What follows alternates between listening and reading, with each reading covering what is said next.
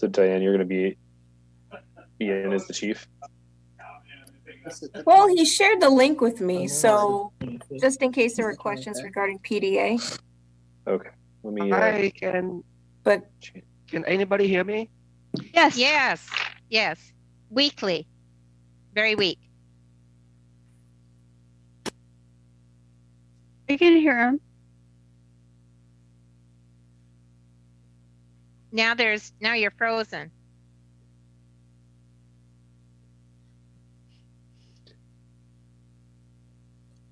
A great internet speed from Dubai, right? Dubai is more advanced than we are with all of that, so I'm surprised that he's having trouble. Usually most of the rest of the world is.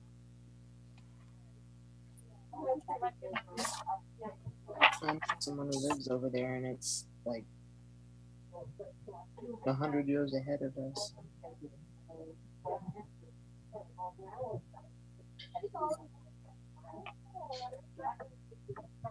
So his Hong says his internet keeps dropping. Yeah, I see that. He sent us a hey, text back and see if he wants Jack to take over. Okay. I will take over. Is that all right? I'll call let me ask him.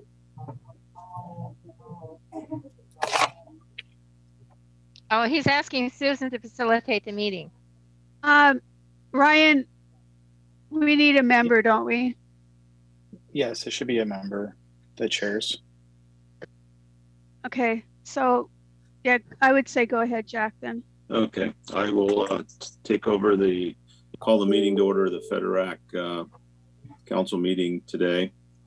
And we'll call the order. And the first question, is there any public comment? Comment. Is that an assumption that there is no public comment? There are no public comments. Okay, we'll go to committee business now. And the first item is item A, the approval and summary of the minutes of November 23rd, 2021. Are there any questions about the current minutes that were posted? If not, Erica, could I get a motion to approve the minutes? I move that we approve the minutes. I will second it. All in favor? Aye. Aye. Thank you. We'll now move to item B, the procurement of O-Court software. And I believe the presenter is Judge Larson. Can you give us the overview? Thank you, Councilmember Dovey. Thank you for the opportunity to be here. It was about 7 years ago, I think. Thomas can correct me, that we got the approval for Justware, and it's done a lot of good things for us. We've been entirely paperless for a number of years. We got it to a point where it was running pretty efficiently. We had some automation that was really kind of pretty cool, actually. And then Journal Technologies decided they're not going to support the software anymore.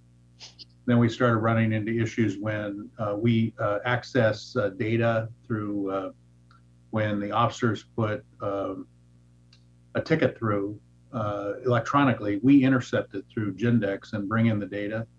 And then every time they update that creates glitches in the uploading of cases and things of that nature. So over time, more and more courts in King County have gone to O-Courts, and we have one person in the city that if he leaves, there's no support for Justware whatsoever, because there is no manufacturer support anymore.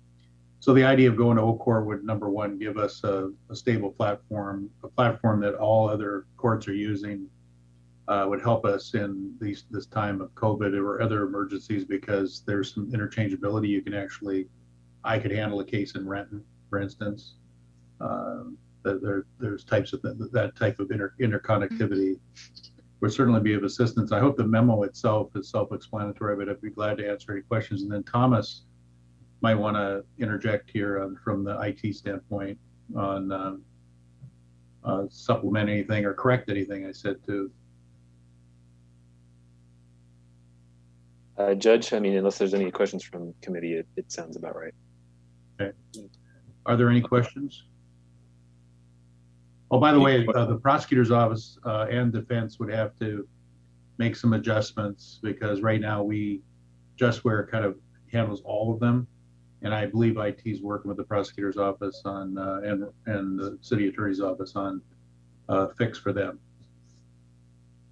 Thank you, Judge. That's true. We'll have to probably come back to council with a front end software package for the prosecutors, because as the judge pointed out, this is pretty much only for in court, or it's the court side of the process. Justware was handling everything, so we're going to have to find a solution for prosecutors as well.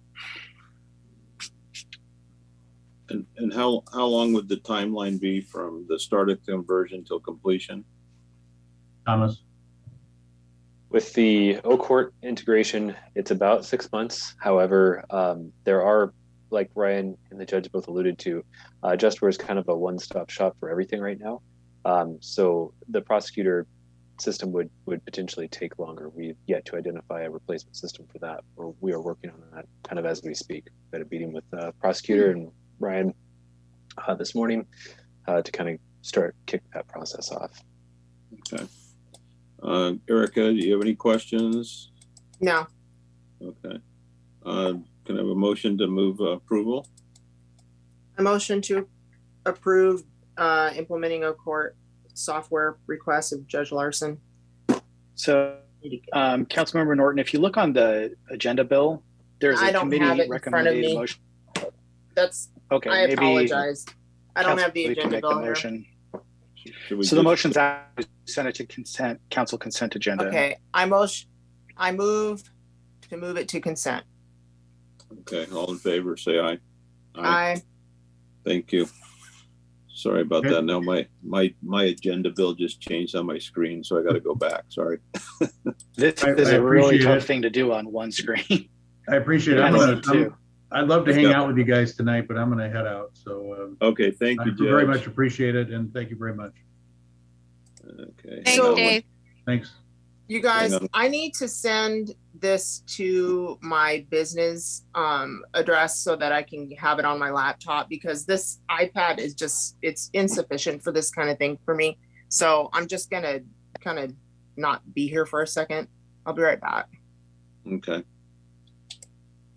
Yeah, I'm actually on the little iPad here, and I'm using my desktop on my desk to look at the bills and everything on the other side. Why would I expected to use this? We'll wait until Erica comes back on.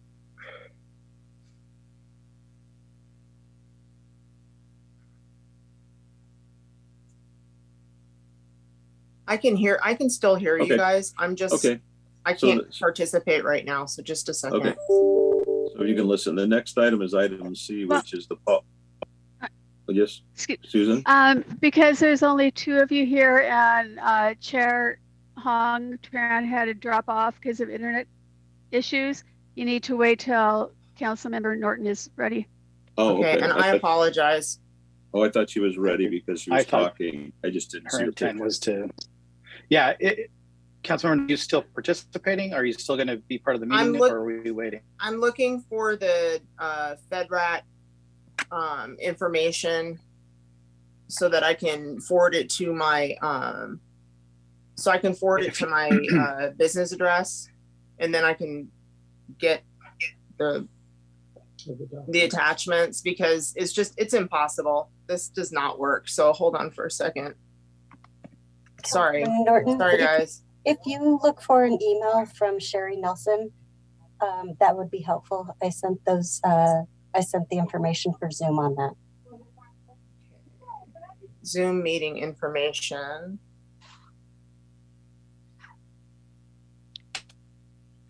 What am I looking for here? Download the calendar files. January the email from Sherry Nelson. Yeah, it came on Friday. I got it. And then you can look at it on your laptop and talk on your little iPad. That's what I'm doing.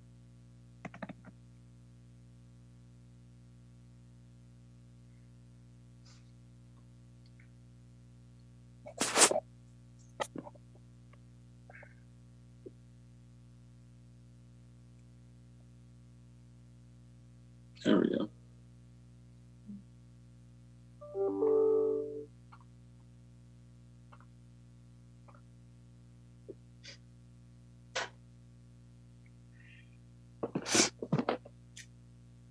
I'll be better prepared next time. That's Well, okay. It's your everybody first has meeting. to learn. Yep. Hey, we're in a new world with this Zoom stuff. I'd rather be sitting at the dais. Be easier. Okay. Hong is in the meeting, but he's with audio only, so I don't know that he can. Does Han want to take over? And we're on item C. Okay. I'll ask him. Okay. Well, until he comes back. Well, what do you Yeah, want? if Councilmember Tran can't respond to the Zoom question, probably you can't share. He would like someone to unmute him. Is Thomas still around? Yes. Yeah. Yes, I'm still here. Sharing. Are you able to unmute? I'm looking for him now. Did he call in with a phone? Yeah, he's on our cell phone. He's saying, Dobie, please continue. Okay. Are you ready, Erica? Yes. Okay. We'll move to item C, which is a policy question. Should the city council amend the council rules to a procedure to replace the term citizen with the term public or member of public, and to alter public comment rules to direct the city clerk to attach written public comments to the official record instead of reading them aloud? And Mr. Call, you're going to give us a report on this? Thank you, Councilmember. That's actually pretty much my presentation, the policy statement that you just read. So the resolution that's attached, basically all it does is replace the term citizen throughout to make it more inclusive, as the resolution says. And that, just so you know, that came from specific requests or comments from some members of the public that citizen can be interpreted as exclusionary to some. And we do serve people who are not citizens. So that's an easy change. And then the other one is a little more involved, but it's basically, as you know, we've been trying to streamline how the council meetings go. We had one that went to 1:30 in the morning. They've been getting longer and longer, and a huge part of that is public comment. So reading multiple comments from the clerk is basically reading sometimes 45 minutes at a time. And often what we're seeing is that they're kind of form letters, not all of them, but so we'll hear the same letter 5 times in a row. And beyond that, it's the request that we get repeatedly is that council be aware of them and that they be, quote, part of the record. So the proposal here is to, instead of reading them out loud, to attach them to the record so they'd be part of the official package that gets uploaded to the website. And of course, council would, as always, have these forwarded to them. So you would have them both on email, and then they'd also be in the package that's saved forever. This is on for consent. So if council wants to debate this at a public meeting, then we need to move it to business. But the recommendation was to send it through as a consent item. Okay. I have a question. Can I ask it just so I understand? Sure. So we've been getting lots of emails that people send, and those are what you're talking about. Instead of reading those emails over and over again, which are all the same, put them into the record so that they're published and they would be there. But what happens if someone comes to the public meeting and hands a written note to the clerk to read like they've been reading them in the past? How does that get handled? We do not read comments handed to us. So the clerk does not read comments that are handed to her from the dais. Those are all those that are read are emailed to her. So if someone's in the room, they can make public comment, but we're not going to read their comments as they stand and listen. Okay, I thought in the past people who didn't want to speak could give information and the clerk usually read it. You know, it's kind of a one-off. Yeah. No, and the one exception to this, it's not, I don't state it here because it's implied, is if someone needed accommodation for a disability, we would accommodate them in some way. Okay. And if that meant the clerk reads their comments, then we would do that. But that's an ADA accommodation. That's different than just the mass mailings that we get. Yeah, which have been quite a few. Okay. Yeah. And then again, who requested the change from citizen to public? How did that, just curious. Honestly, I don't know who it was. It's obviously,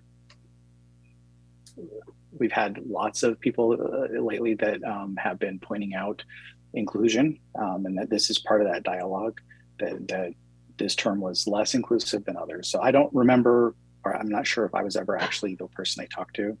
This came through the mayor's office and I think maybe public comment.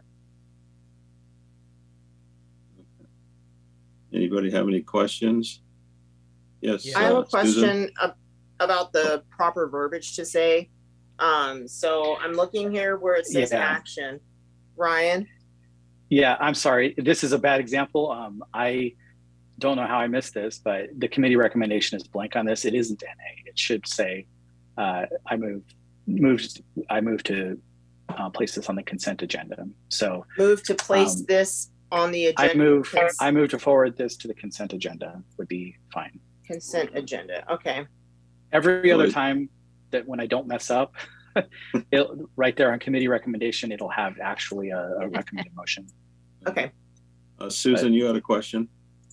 Yeah, well, I wanted to explain a little bit about this. I've been calling it public comment for years, so I actually thought we did call it public comment.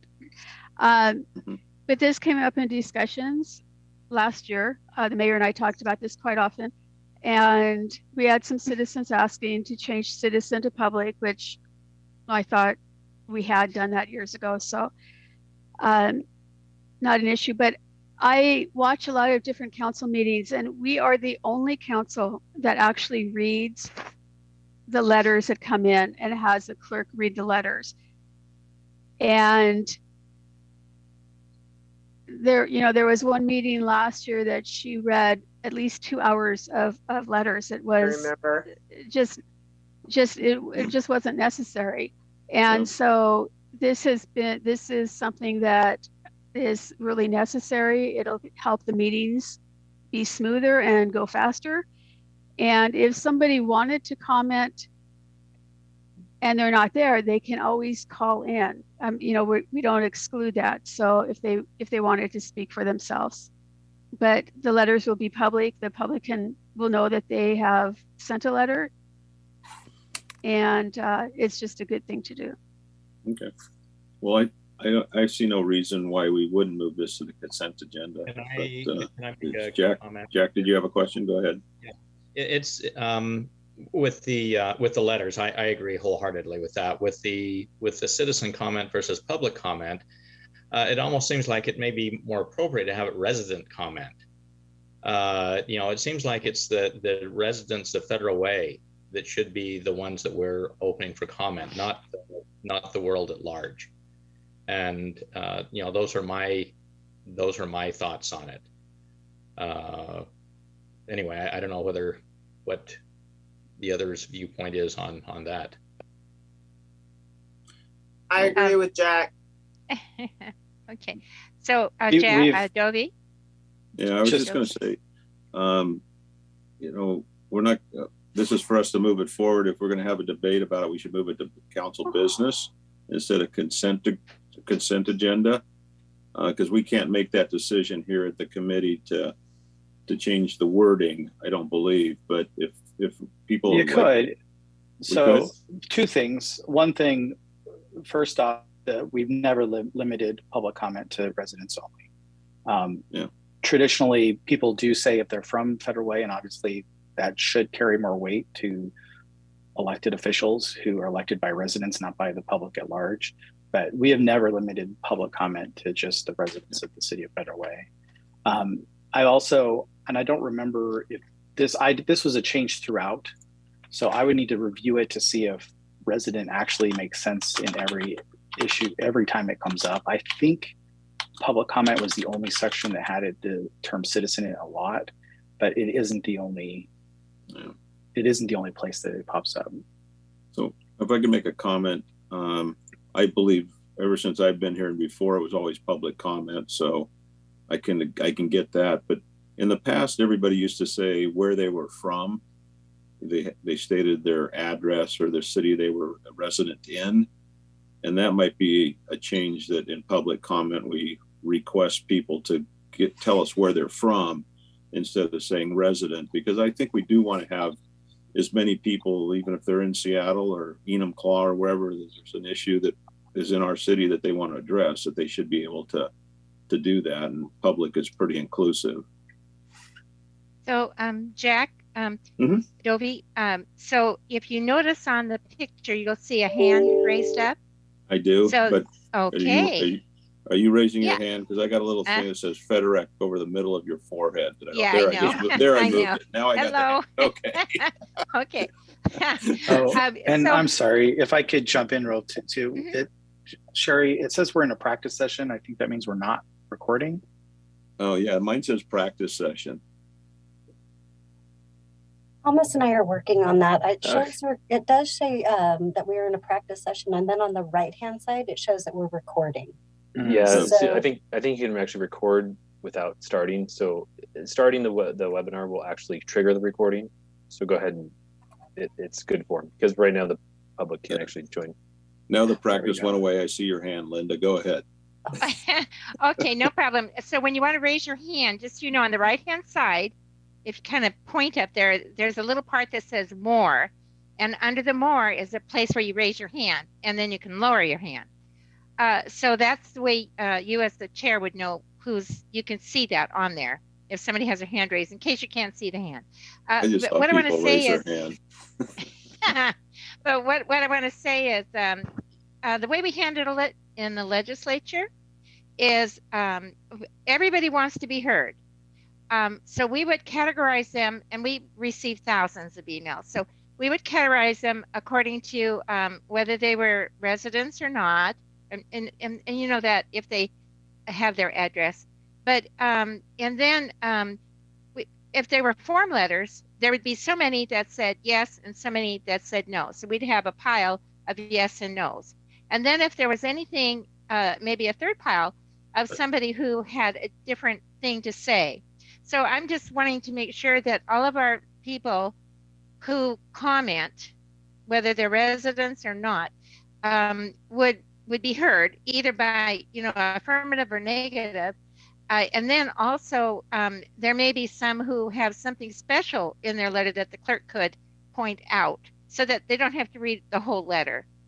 I'm not sure if you all think that's a good idea or not. That's the way we handled it in the legislature. I don't think that's practicable, honestly, from a staff perspective, because it's subjective somewhat. I get if you have a staff person that you trust to screen things for you, but for us, it's, sometimes it's a mixed bag. Someone might agree on one hand and disagree on the other. So we're trying to remove discretion from the equation if we can. At the staff level. Can I make a suggestion that instead of moving this to the consent agenda, because there is a bit of opinion and we haven't really discussed it, can we move it to council business? And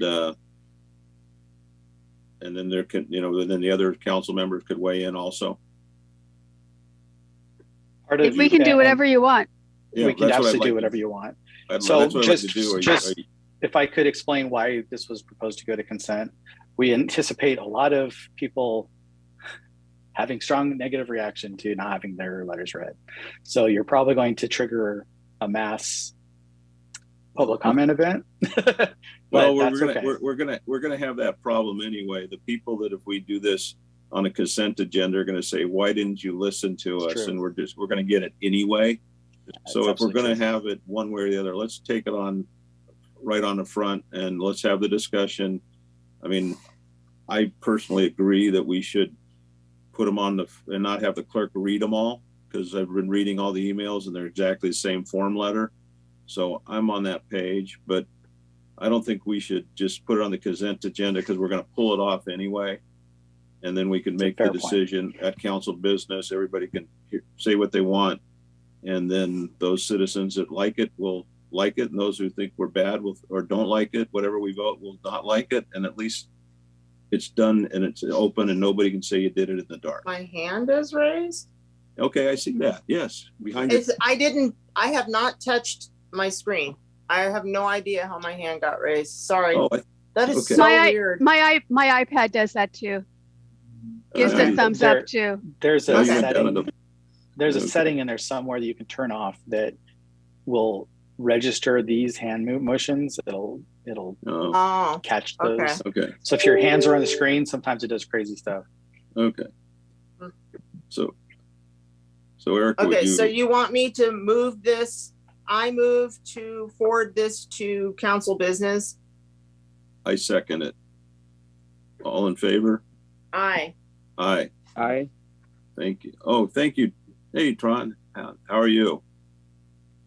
I'm good. I'm so sorry about this. I thought that they have a really good internet system here, but obviously it's not. I can't do anything with video, only audio. Well, maybe you should go to the mall there in Dubai. They've got a lot of good stuff. Well, it's only 5 o'clock here, Jack. I know. But anyway, okay. But let's move. Thank you, Jack, for doing this. No problem. Now that I know you're there, I'll make sure that you can weigh in. Thank you. Let's move to item D, Steel Lake Maintenance. Jack, Yes. Susan Honda is a new grandma. 5 Oh, pounds, 11 congratulations. Just got a picture. Ray Rose Honda, 5 pounds 11 ounces, and her brother looked at the picture and said, "Okay, back to my video game." So. All right. Congratulations, Susan. Congratulations. Item D is a policy question. Should the city council accept the bid from Commercial Fence Corporation for the Steel Lake Maintenance Facility fencing and authorize staff to execute the contract? Is there a presentation we should have, or? I don't have a presentation this evening, but good evening, Deputy Mayor, Council President, and committee members. I'm Autumn Gressett with the Parks Department, and the policy question before you this evening is, should the City Council accept the bid from Commercial Fence Corporation for the Steel Lake Maintenance Facility fencing and authorize staff to execute the contract? Funding for the Steel Lake Maintenance Facility fencing was included within the approved budget under the Parks Department through ARPA funding, and specific cost to the city for this will be $76,025.15. This is the fencing that is to surround the new or the approved and new maintenance facility buildings that are going in over at Steel Lake Park. We went out to bid with the Small Works roster, and this was the lowest responsive bidder. I'm happy to answer any questions that anyone might have in regards to this estimate. Yes, Susan, Deputy Mayor Honda. If the location is changed for the maintenance facility, is this fencing able to be moved to a new location? It is. I'm not aware of any change in location to these facilities. The facilities going in are fairly permanent. I mean, they could certainly be moved at some point in time in the future, but the chain link fencing will be in the ground with concrete posts. It would need to be completely ripped out. Not that it couldn't be moved, but I think there'd be a significant cost associated. And this isn't the maintenance facility. These are just facilities in the generic term, like. Yeah. Oh, okay. These are the temporary trailers to house our staff for the disruption during COVID. We've been out living in trucks and pipe sheds for 22 months. So, okay. Yeah. Okay. All right. Thank you. You're welcome. That clears it up. I didn't know if we were building a new big building or something that I didn't know about. Apologies. Yes. Temporary. Okay. Erica, do you have a motion to accept and move to consent? I move to forward item D to consent agenda. All in favor? Aye. Aye. I think I see a see a green thing going there. Hey, Jack and Erica, John, is there any way to electrify this fence? Oh, I wish. I mean, literally, wish we we've had could, so but, many break-ins over there. unfortunately, we're not allowed You to wish? do that. Yeah, we're not allowed to do that. There was. Why? Thank you. Even just a little sting? 12 votes. It's not asking much. Can you make it 20 feet high with spikes on the top? I'd love it. Yeah. You go down to Mexico, they put broken glass on the top. You could do that. He has to stay within the budget. Yeah. Stay within the budget. Thanks for Okay. the rescue. Yeah. All right. Yeah. Okay, good. I love the stadium there. Let's move over to item E, RFP for Dumas Bay Center Catering Services. John, do you want to? Sure. So the policy question is, should the council allow us to move forward on catering bids for Dumas Bay? A little bit of background: our chef left unexpectedly back in October. We were fortunate enough to have a great relationship with John Hatcher and Cafe Pacific. He was willing to help us out during our time of need, and he's actually signed a contract for the coming year. However, he has expressed a willingness to get out as quickly as he can because he didn't want this long term. He did it to help us out, and so he will help us out wherever we need him until we can get a caterer on. His business, his normal business, was affected by COVID. He's anticipating that his business is going to bounce back in full as COVID continues to subside, and so he doesn't want to be over committed. And he has been nothing but helpful and is willing to stay on until we can get this taken care of. So that's basically all it is okay. We're going to go out to bid. Any questions? With your permission. Any questions from any council members? Yes, Susan. John, if we were to get another caterer, would the Hatchers then stop immediately, or would they carry out their contract? No, they would leave as quickly as the new caterer was ready to take over, because he's really just helping us out to be a really good person. So we really very grateful. Thank you. Okay.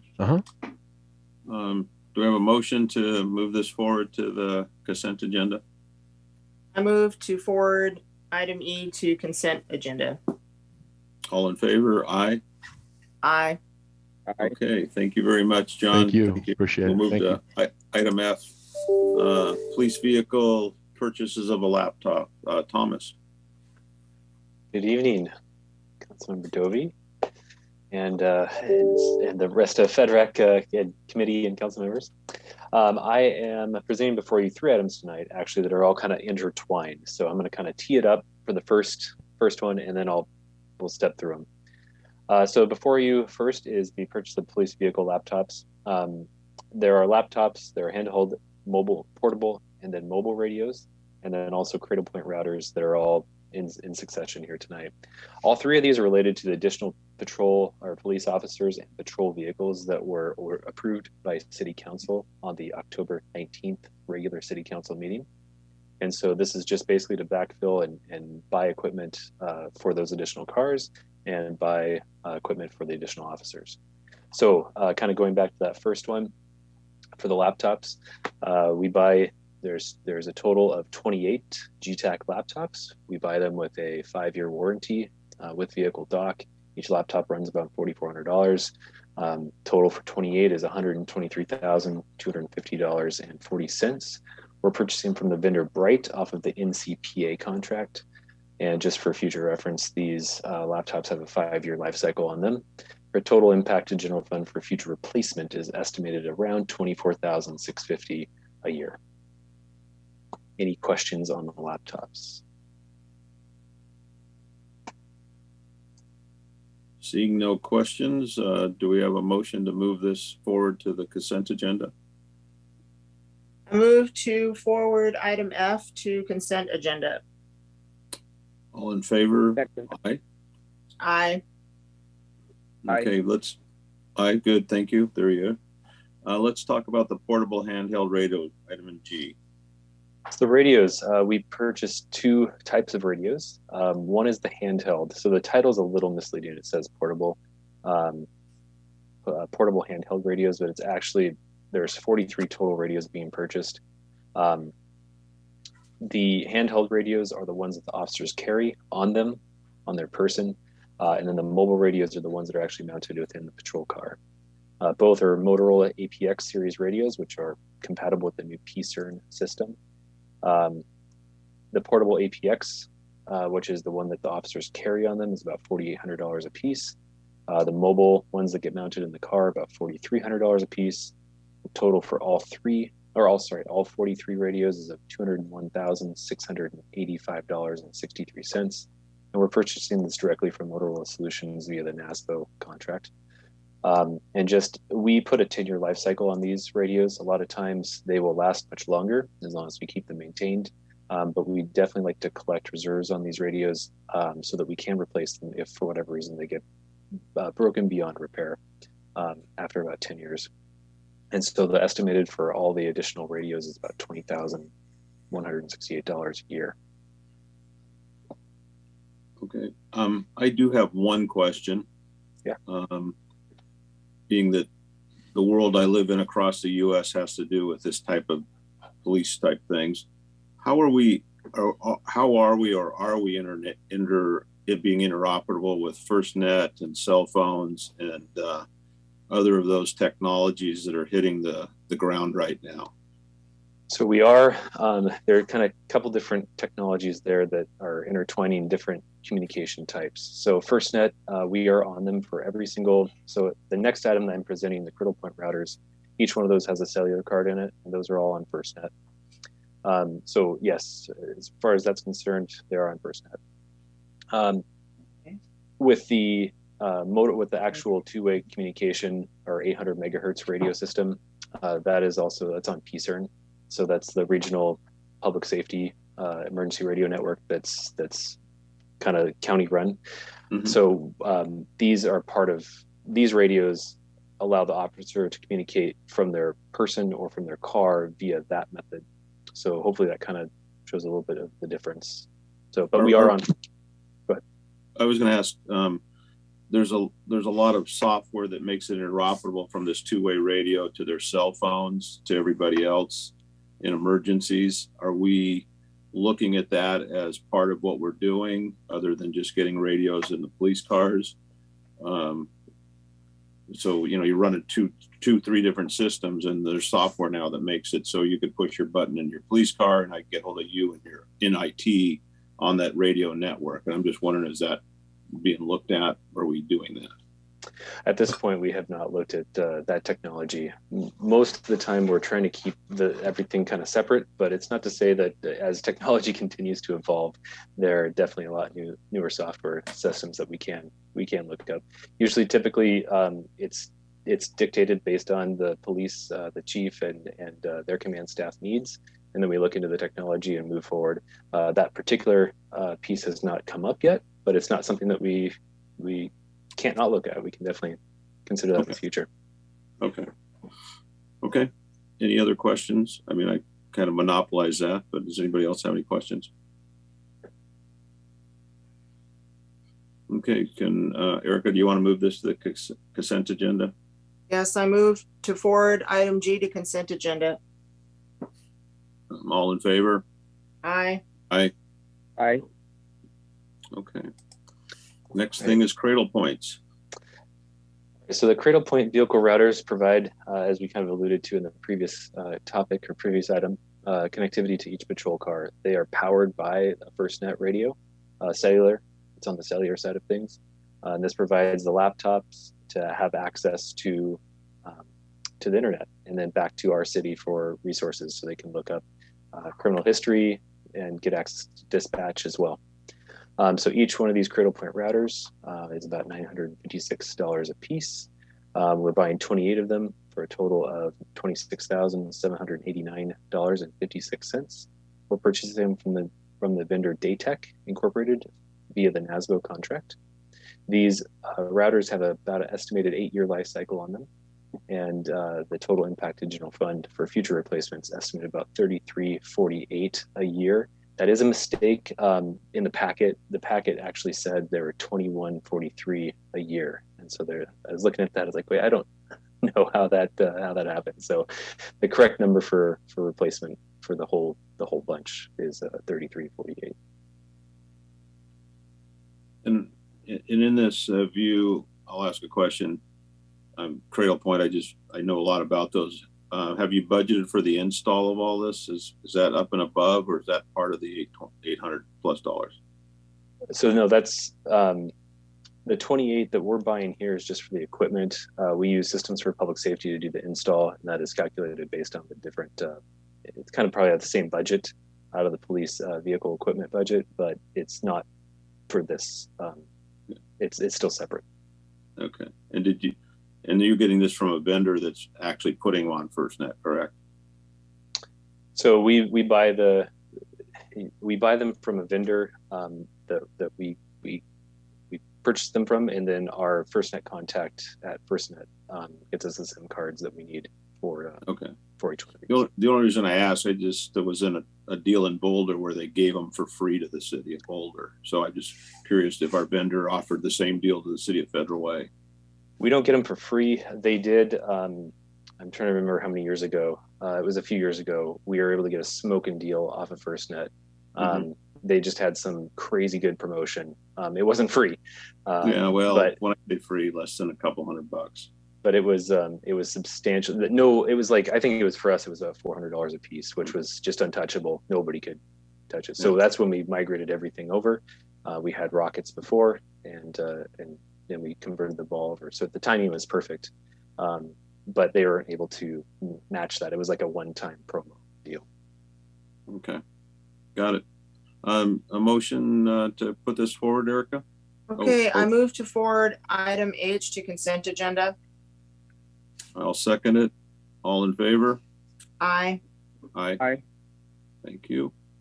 Item I is the Sbdc report. This is for information only, I believe, correct? Correct.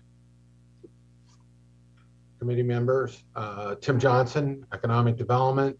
I'm joined on the call today by Rich Shockley, Executive Director of the Small Business Development Center. Annually, we present their report on the work that they've done to assist us with assistance to entrepreneurs and small businesses. Before I carry on, I want to share with you that I really want to thank Rich and his team for all of the work that we did just prior to the lockdown in 2020. We never had a chance because of what went on to thank everybody to help our small business community. But Rich and I, just about 7 or 8 days before the lockdown, could see it starting coming. And so I hit the street and I was starting to talk to restaurateurs, barbershops, masseuses, hair salons, nail salons, every small business we possibly could.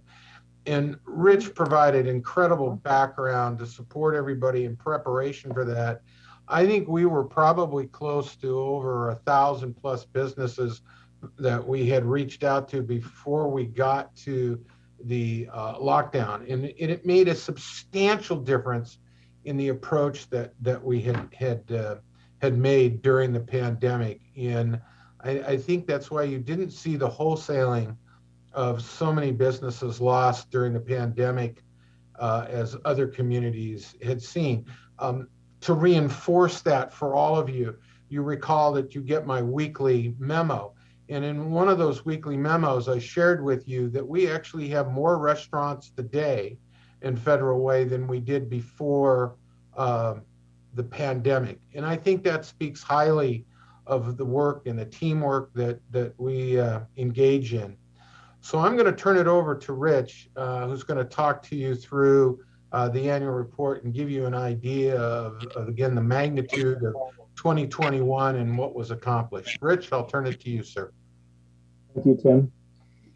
And thank you for inviting me to speak and share with you today. I've met a number of you, and those that I haven't met, Once we're in person again, I look forward to meeting you.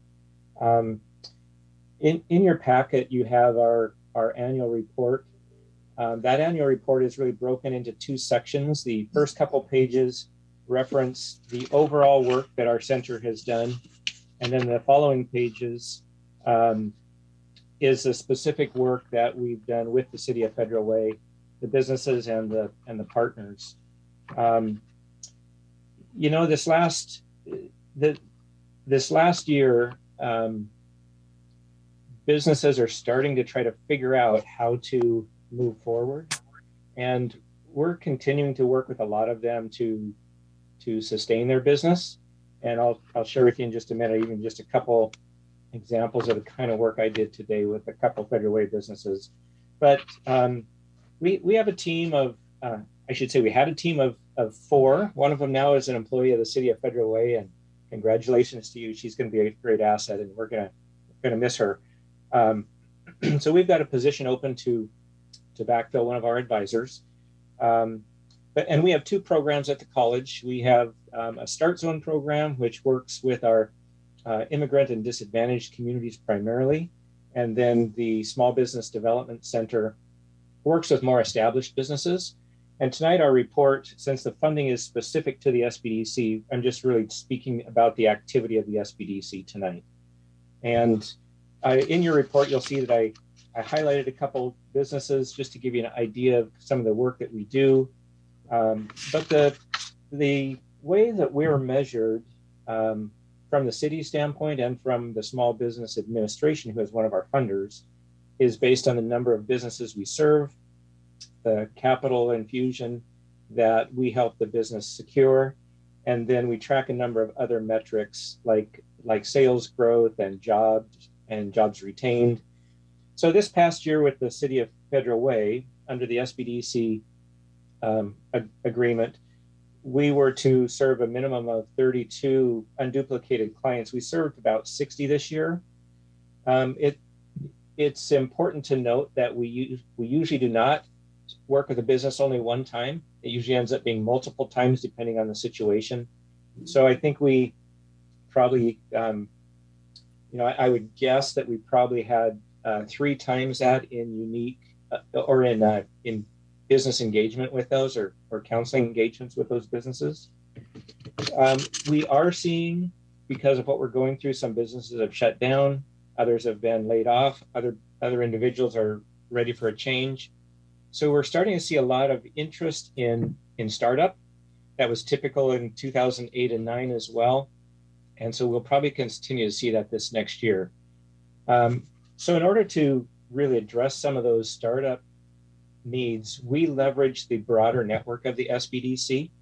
We have about 36 advisors right now in the state, and we have a couple advisors who are offering online business startup classes.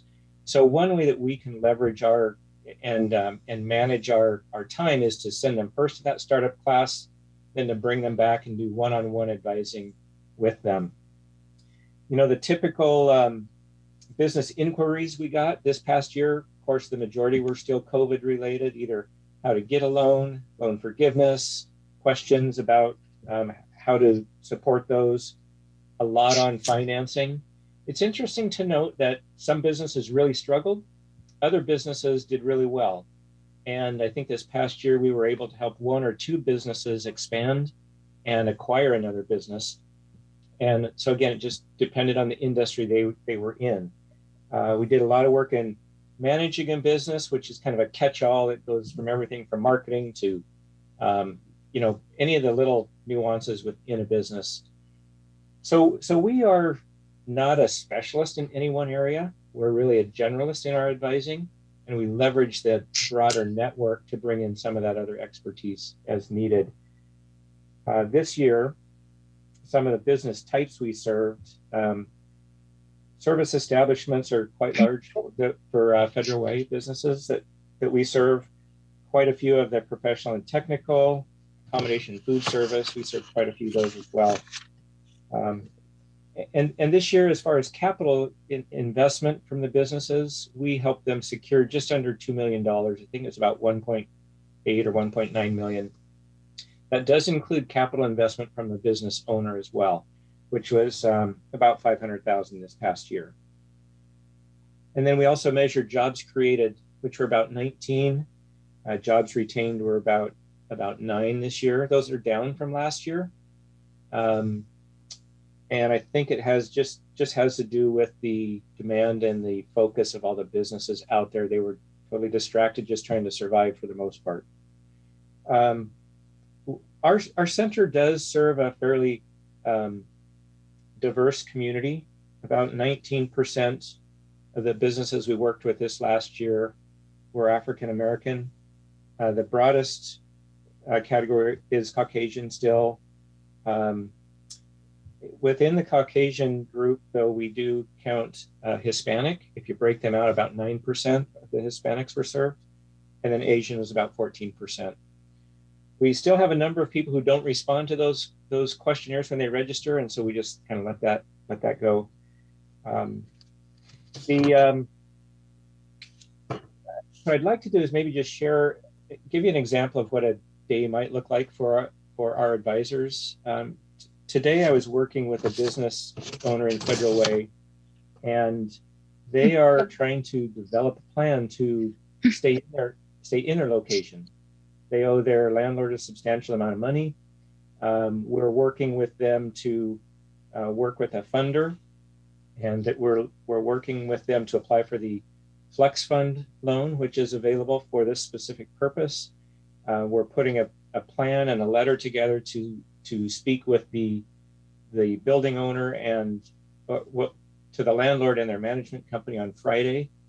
And I really believe that if we can show them a plan with revenues and forecasts and a way to get their money back, that landlord will work with us. But what it means is that the business owners communicate at a high level. They don't try to hide, which is hard to do when they owe that much money to a landlord. So that was one example of a client I was working with today. And another one is a woman who is transitioning from her current role as an employee and starting a business. And the reason she's doing that is really because of childcare issues that we're all aware of. She's a single mom. She needs to be at home with a child. And so she's looking at some alternatives there. I'll be meeting with her up at the Federal Way Chamber in the next couple of days to review some. She's looking at a couple franchises that we're going to look at and try to give her some understanding in that area. Maybe just to give you an idea in closing of some of the trends that we're seeing as far as our advising, we still see we're still seeing some from COVID related with some of the loan payoffs and those kind of things. Still a lot of managing and reopening of businesses that includes marketing in there. And funding and cash flow is still a real critical piece. We do a lot of work with businesses on cash flow. If we can educate them, what we find is if a business looks at their financials annually when they do their taxes, they probably have about a 25% of long-term survival rate. And if we can get them to work and understand their financials on a monthly basis, we see that survival go up to between 75 and 80. And if we can get them some real-time data to look at financials weekly, we see about 95% success rate. So that's a real focus that we have. We continue to see the digital literacy is going to be a big thing this next year as people continue to have to work online and sell online. We're doing a lot of what I would call workout with the bank, helping a business that's late on their funding or their loan repayment, how to bring them back. And then again, a lot of work with landlords. The landlords have had a hard time too. They've gone for almost 2 years without getting paid, some of them, and so they're in a tough spot as well. But that gives you an idea of some of the work we're doing.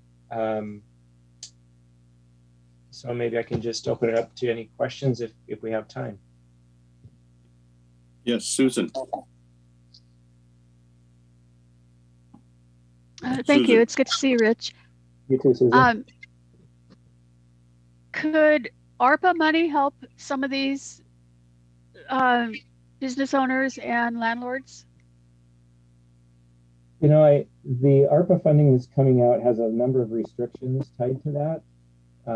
I think it could, depending on how it's administered, but I would have to defer to him. He's going to be more expert on that, on the use of those funds than I would. So I can't really give you a great answer on that, Susan. I apologize. Okay. Any other questions about Rich's report?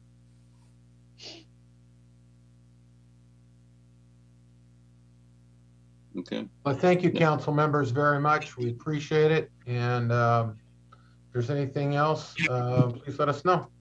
Hey, thank you very much, Rich and Tim. That was a good update. Thank you. Thank you.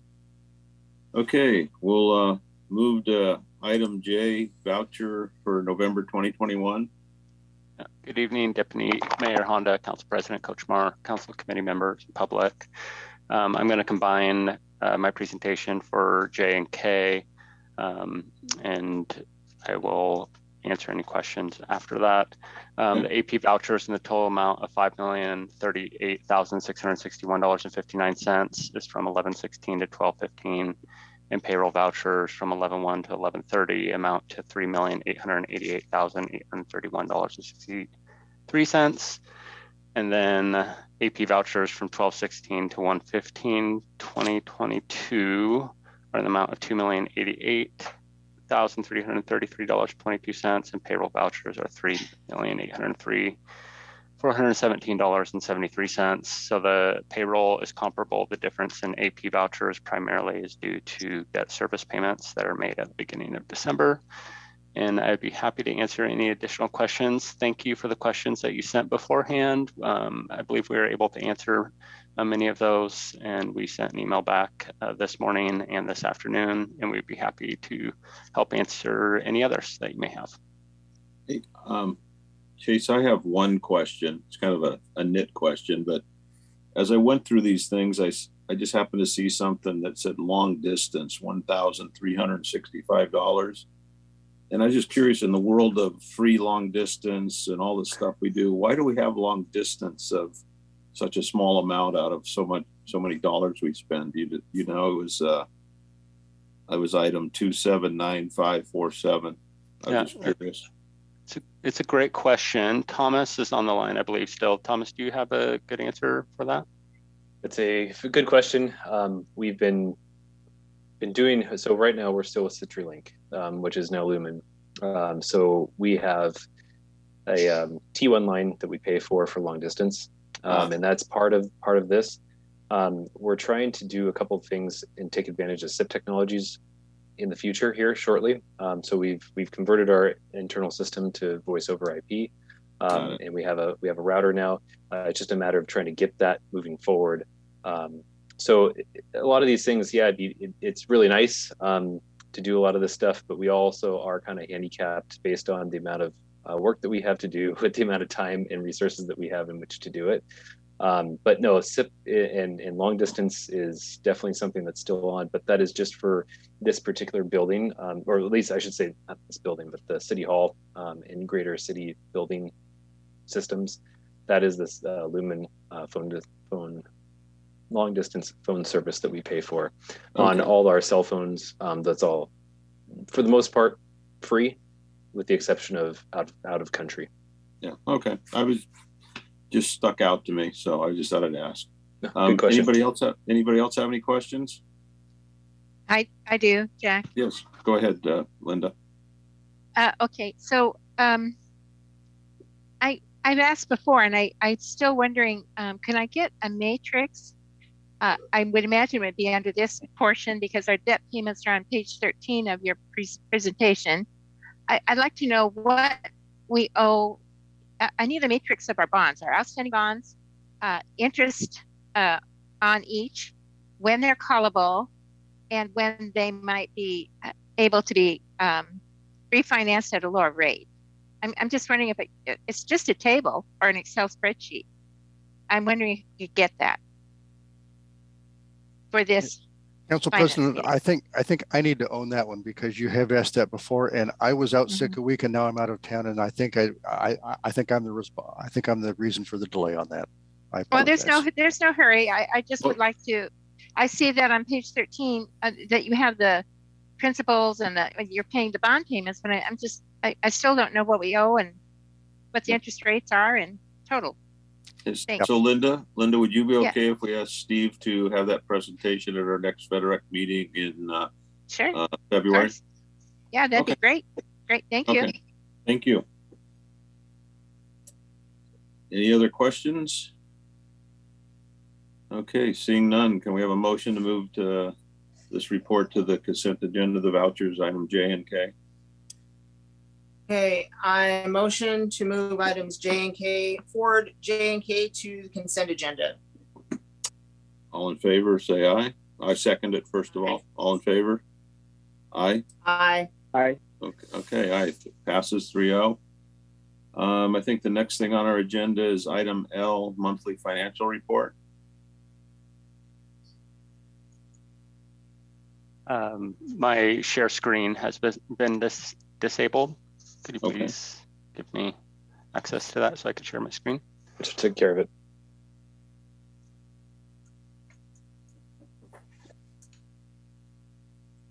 I'm gonna thank Chase Donnelly in advance, because since I was in Washington D.C. and we didn't know how the broadband was going to work, it's clearly better than it is in Dubai. But I want to thank Chase in advance for taking this next section. We're just showing off the depth and breadth of the talent in finance department. So good evening, Deputy Mayor Honda, Council President Kochmar, Council Committee members, public. For you is the monthly financial report, and I'll draw from what's in your packet to show you a few things and highlight them for you.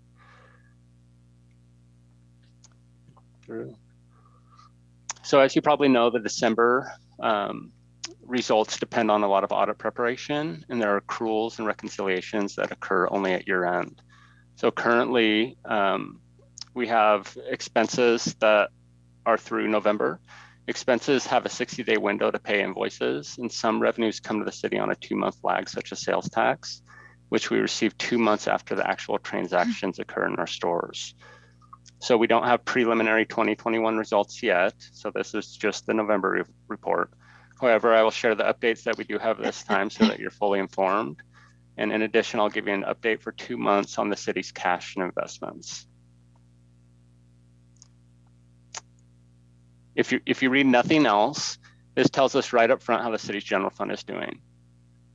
So I'll make it a little bigger so we can read that line. So as you can see, through November close, both revenues and expenses are favorable to budget. Revenue is up 2.1% and expenses are down 3.5% as compared to year-to-date budget. One thing to know about revenue is that it's cash in the bank. Because some revenue like sales tax lag, we still don't have the full year, but this is a good indication of how revenue is doing. And one thing about expenses is that invoices may not have all come in yet. And we hope the ones that still are coming in are immaterial, but we do have 11 months reported. So this is really a solid picture of how the city is doing. And on the next slide, we'll show you the numbers and graphs, which I think will make it easier to understand.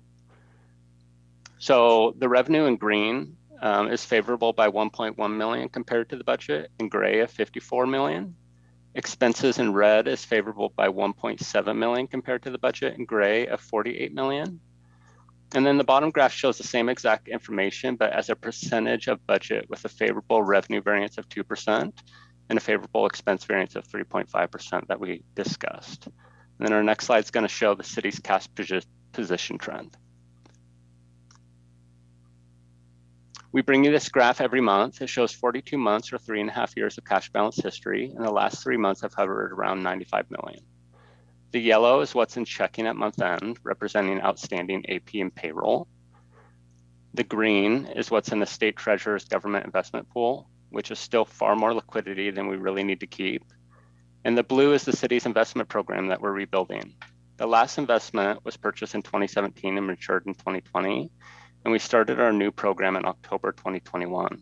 And we're investing 4 million per month. And as you can see, December year end, we now have 12 million invested. This is another graph that shows how our investments are diversified by issuer. The big green slices are balanced in the state investment pool, and the 12 million we invested is everything else. The 12 million we've invested is split between US Treasuries and 2 agency issuers, Federal Home Loan Bank and Fannie Mae. All 3 issuers are considered extremely safe, AAA quality, and US Treasury, the orange slice, is technically the world's benchmark for safety. Our initial goal is to invest 36 million, which leaves about half of the pie in the state pool. So we're about third of the way there, at which time we'll reevaluate. And it's important to know that the big green slice represents the city's liquidity. So it can and will increase and decrease seasonally, such as when property tax payments come in during the year and when debt payments and capital payments go out. On the next slide, we'll show our diversification by maturity date. This table shows the 36 million we intend to have fully invested by June 2022. An important note is as each investment matures, we'll have $1 million freed up at a time to invest in then available interest rates. So we purchased 4 investments in October, shown in the black font. We purchased 4 investments in November, shown in the blue font. And we purchased 4 investments in December, shown in the green font.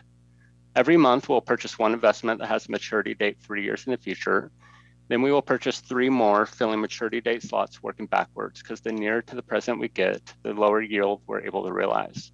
So every month, we're really trying to maximize our yield very methodically. On the next slide, I'm going to show you our yield portfolio and what that's earning. This slide is a table that continues to build. So let me show you what we're looking at. We have 73 million in the state treasurer's investment pool. The next 12 rows show the investments we've now purchased. So here's that total. And our total city investment portfolio is 85 million. The state pool is still earning 0.08 of 1% or 8 basis points, which is really low. The 12 million we've invested is earning 70 basis points on average. And the total portfolio yield has doubled from 8 to 16 basis points. So the 73 million in the state pool is heavily weighted, and therefore the average yield is rising slowly. That's why it's from 70% to 16%.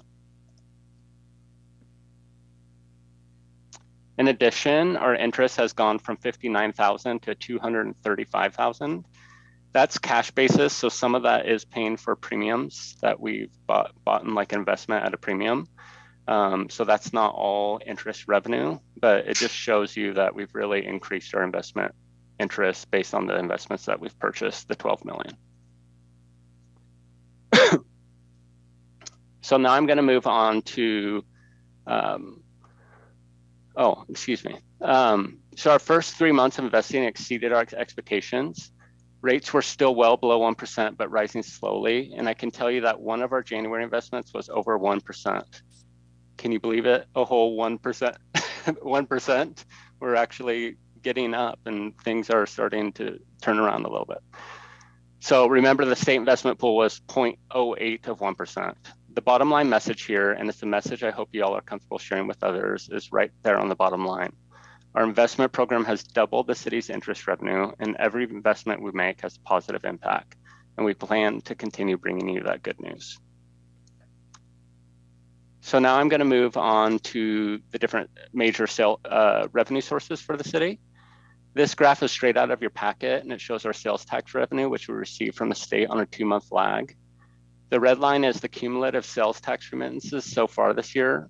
The blue line is the cumulative from last year, and the gray shaded area is the current year budget. This shows that on a budget of 16 million by year end, we're ahead of budget and prior year by 1.2 million. And then we have this on a scale of 20 million for comparable purposes.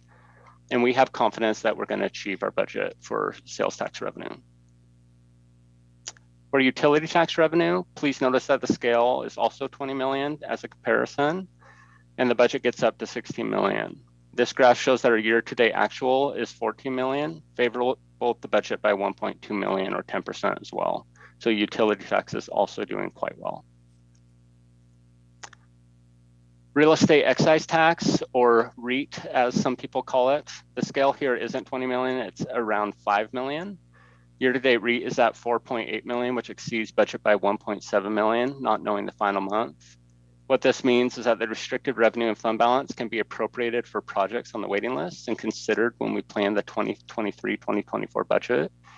So this really gives you a sense of where the biggest city revenues are and wraps up our summary for the month. And we just want to let you know that we will continue to keep you informed on these numbers. We're committed to being transparent and accountable. And the additional details are in your packet as always with additional information for the monthly financial report. And we'd be happy to answer any questions that you may have. And thank you very much. Council, any questions? Thank you very much, Chase, for that presentation. Very good. Thank you. It's amazing to think that we're getting 1% now. When my dad told me when I was a young kid, if you ever get 8% loan on a house, you've made it, right? I have some questions. Go ahead, Susan, you're up. Thank you. So in my email, I asked if instead of just comparing 2021, well, it's 2022 now, but if we could go back to 2019, because the year of COVID was an abnormal year. And I think trying to compare what happened in a COVID in that year just isn't that accurate of a picture for us as the city. So if possible, it would be great to go back to the last normal year that we had as a city, which would have been 2019. It may be additional work, but I think it would give us a better picture of where we really are as a city financially. And then I was just going to suggest to council members, if there's anything in this packet that you'd like, any additional information to understand how we are financially, it's okay to ask for that. We've had some things that we had previously that we don't have anymore. If you want to go back and look at what we've had in the past, or if you whatever suggestions you have, this information that is really important that every council member is keeping track of. So Deputy Mayor, you're exactly right that 2019 is the best benchmark year. Are you referring to the revenue comparisons, or do you also are you also thinking some of the reports in the packet? We do use a template that feeds into our budget and our CAFR, and so so that would be we do need to look into how we can do that. That would be report writing, programming. But you're exactly right. 2019 is the benchmark year for all intents and purposes. It might be most useful for revenue, like for sales tax. Can I make a suggestion, Susan? Yeah, sure. I was going to say, could we have another line on that report that has it? Could we have the 2019 lines on that same report so you can see how they are in correspondence to what the other years are, and then we'd see a higher line or a lower line, and we'd be able to compare just by looking at the graph also. Yes, we'll look at this to see if we can fit that into the parameters of our report writing. For years and years, the same template has always worked, and now COVID has thrown us a loop. So, and now, in finance, we need to be flexible and creative, but we also tend to stick with what works. So we will see what, Thank you. Yeah, we'll look at it. If nothing else, we can put it into PowerPoints because that's a good way to do it as well. And maybe we could. I also have. I was going to say, could we have that by the next FEDERAC meeting? That type of report that Susan's requesting, which is a good request. And to complicate the issue, the next FEDERAC meeting, I believe we will start reporting the fiscal year 2022. So sorry. Yes, but we're finance. We'll make it as complicated as possible and then try to simplify it for you. Thank you. I have another question. How is and I don't even know what it's called. Before a day left, he was working on a program so that we could see real time what things were looking like in finance. Does anyone know what I'm talking about? It was Linda, yes, do you know what I'm talking about? It's a dashboard type product, and we were Yes, working on it in yes. the background, and we got slowed down during COVID, plus the change between a day and me. Yep. That is still in the Okay. works. Is that still moving forward? A lot of it is built. I think the piece remaining is the landing page that we need to have so that it connects to our website. And so, yes, still in the works. Okay, great. Awesome. Thank you. Thank you.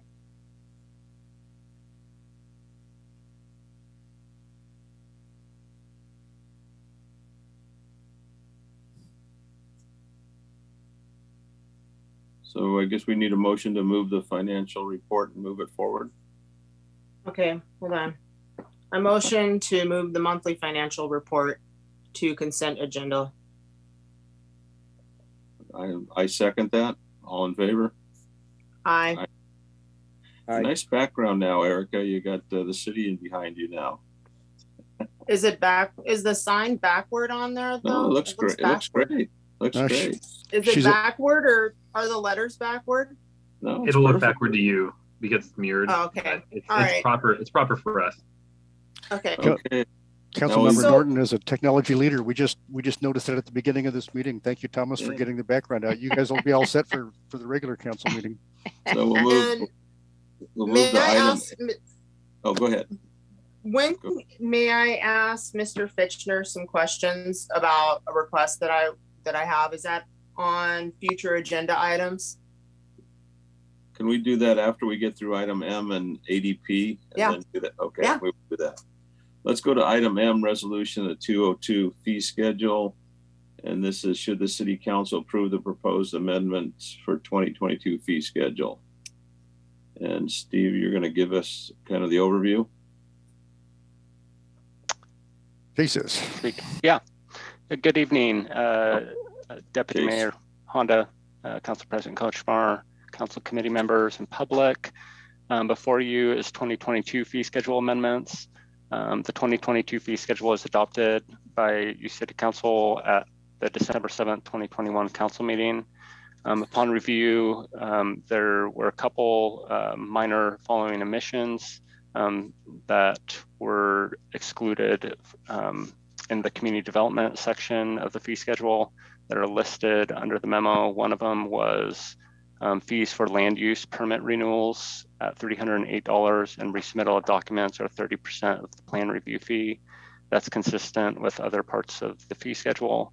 The other one was a fee for adult family home facility inspection, changed from $230 to $228. It was a rounding error and a text change on automation fees. The main amendment for this fee schedule is directly related to body-worn camera redaction fees for employees to perform redaction work, and that is a new fee, and the cost provided in the fee schedule is at 83 cents per minute of video. And I'd be happy to answer any questions. I also have Diane Shines here to help answer any questions on that specific fee if you have them. And that concludes my report. Any questions? Oh, I see a hand. Yes, Deputy Mayor Honda. Thank you. Have we hired someone to be working with the video, the body worn camera videos? Is that person hired and ready to go? Anybody know? Yes, this is Diane Shines. Yes, we have hired a public records coordinator. So we have 2 now. So how does, if the public is listening, how does someone request? Through the typical those records. They can go through GovQA and submit a request. Okay. Thank you very much. Okay. Any other questions? Erica, can you make a motion to move this to the consent agenda? Okay, I move to forward item M to consent agenda. Second, all in favor? Aye. Aye. Aye. Okay. And the last thing we have, thank you very much. And the last thing we have is the ADP 93C1. Did I miss that? I guess, is that agenda? I think that's, are we done? Where is that? I don't know. It's on the bottom. I don't have that on my agenda. I got it. It's just, forget about what I just said. Now, Erica, it's your turn for questions before we adjourn our meeting. Yes. So we had a, thank you, Jack. So this is a question directed to Steve. I believe that's Mr. Fitchner. We had some discussion about what we were going to do with the Target building site and at the last council meeting. And I'd like to know how I can go about requesting information on the purchase of the building and just the history of what we paid for it. If I can look at the documentation on the purchase, how much we spend in taxes every year on it, the condition of the building. I just want to get to know that area better. So as a council member, I don't know if I'm authorized to see that or not, or if I'd have to go through public records request, or how do I go about finding out about the Target building information? Well, I think I just want to know. Yeah. I want to know I want to how much information can I get from you? Do I have to go through the mayor for that? I can start. I mean, we're getting ready for our annual audit, and as we go through our fixed assets, and we do that annually, I can start with seeing what we already have on the books, just from a finance standpoint, and that's just a simple question. Steve, yes. You might want to move your mic boom down. Oh, thank you. Thank you. We're getting ready for our annual audit, and as we prepare our fixed assets every year, I mean, that's just a matter of going through to see what's on our books. I can start with that for historical information, and we can see what I can give you coming out of the finance records to get us started, and we could go from there. I have most everything. Thank you. And so then I would bug you, Ryan. I mean, I have all the transaction documents. You're free to look at anything you'd like. We paid $8.2 million for it. Cool. What was the other question you had? I just want the financial history of it. We don't pay property tax. I'd like to be able to. I just like to see how much we spent on it over the years that we've owned it. Because I went on the assessor site and I looked at the assessed value, and I'm just interested because I worked in foreclosures and I own property, so I'm just being nosy. So we're working on similar questions for Deputy Mayor Honda. Asked very similar questions just today, so we can CC you on them. We don't pay property tax. My understanding is that we have not been paying anything but interest on the loan. Interest on the loan, so the principal remains largely intact. We did not finance the entire 8.2 million. So I believe we financed, and Steve can look this up, it's 5.8 or something like that. So we'll have to get the actual number. So the loan is basically the same as when we took it out. I always we'll get you more information. I always like working with the city attorney and Councilman Norton. Any property that a city government owns is generally tax exempt. It comes off of the property tax records. That will be all city property. So I can interject here a little. Okay. You go right ahead. Thank you. So when the property was purchased, it was purchased for 8.3 million or 8.2. The property was assessed at 5.2 or 3. I forgot the number. I think the problem I have is the agreement that went with the purchase. So part of the reasons I'm asking for the matrix on the bonds is that 5.8 million in the bond issuance would be part of that matrix, the Target property bonds. And I want to know what we're paying on interest on those bonds on a property that's sitting vacant. And although we have made strides toward being able to sell the property, I've noticed that in our downtown discussion, we're talking about putting City Hall there. And I think that we need to be looking at all of these issues before we make decisions on incurring more debt. For example, moving City Hall from where it is to the downtown Target property, although I believe that was included in the agreement, that we may not want to incur that kind of financial liability at this point. And that's why I want to see the matrix for the bonds. Part of the reason. Just to be clear, there are no restrictions on the property, so we are absolutely not required to move City Hall there. That wasn't the plan when we bought it.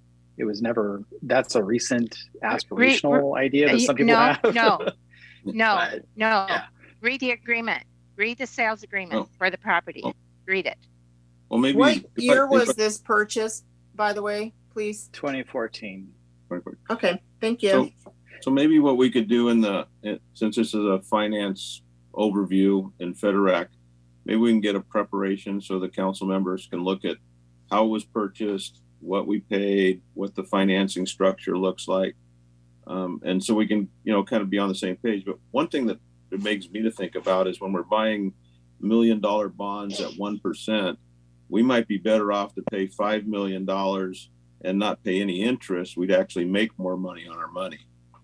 It may not be liquid, but we'd be ahead of the game. Whose idea was this? And in my experience, one fund is restricted money, won't let you pay debt in one and invest in the other.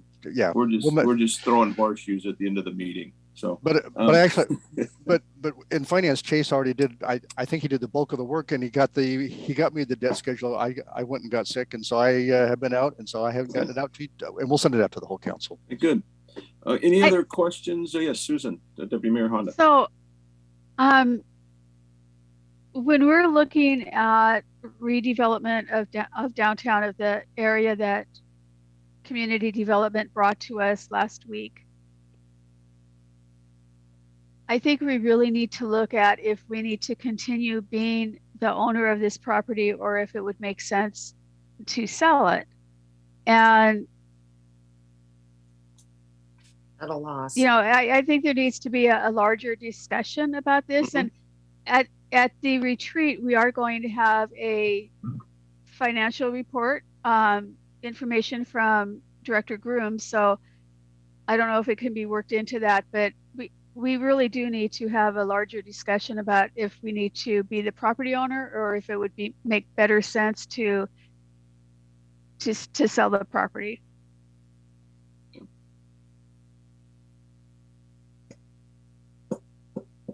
That's a well-noted comment, Susan, Deputy Mayor Honda. Yeah. Any other items that we need to bring up on our FedRAC meeting? I see Director Davis came in. It's probably a multi-department question that staff is going to have to.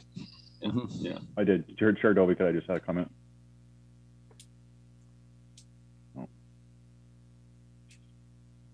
I don't think he heard you, Director Davis. Okay, can you hear me now? Yes. Okay, can I make a comment real quick? You bet you can. Thank you. So I totally agree, Deputy Mayor Honda. I think one thing to remember is the request for proposal that we presented to the council at the last meeting has been, it's funded, and part of that RFP will determine what is the best use for the property and who is the best owner for the property, whether that's public or private or a combination of both. Okay. Is there any other comments or any other discussion we should have before we adjourn our meeting? I would like. Yes. I just want to say that I never want to see this council again in the future go into an executive session, come out at midnight, and make a agreement to purchase a piece of property at that amount of money with no public input. I never want to be a council. I just want to let everybody know that. I don't believe we came out at midnight. That's not my memory of that. 11 o'clock. It was late. But that's not my memory of how that happened. I voted against purchasing the property, but I don't believe that. I know you did. We came out of yeah. So, but I just don't think that we did that late. I guess I'd have to go back and look at it. But for me, yeah, thank you. But for me, it wasn't appropriate. I think that we should have given notice, at least a 2-week notice. Thanks. Well, being that this is a FedRAC meeting and it has to do with finances, that's all very, I appreciate all the comments that we have, and we got a lot to work on. And the good news is we have it here to talk about, and let's bring it up and as a council work on it. I think that's a great recommendation from Councilmember President Kochmar and Deputy Mayor Honda. Any other? Councilmember Dovey? Yes, Thomas. I believe Hong Tran, Councilmember Tran, had something. He piped up there for a moment. Oh, I didn't see that. Sorry, Councilmember.